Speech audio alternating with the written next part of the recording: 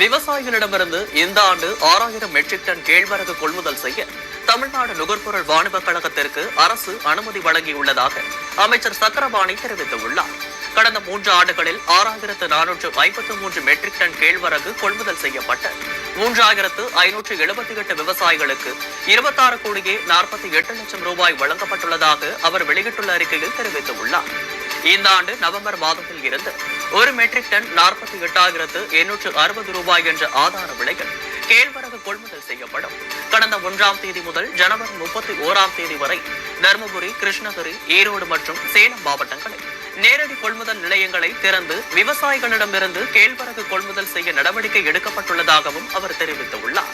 ஆதலால் இந்த வாய்ப்பினை பயன்படுத்தி தருமபுரி, கிருஷ்ணகிரி, ஈரோடு மற்றும் சேலம் மாவட்ட கேழ்வரகு விவசாயிகள் தாங்கள் விளைவித்த கேழ்வரகை தங்கள் மாவட்டங்களில் திறக்கப்பட்டுள்ள தமிழ்நாடு நுகர்பொருள் வாணிபக் கழக நேரடி கொள்முதல் நிலையங்களில் விற்பனை செய்து பயனடையுமாறும் அமைச்சர் சக்கரபாணி கேட்டுக் கொண்டுள்ளார்.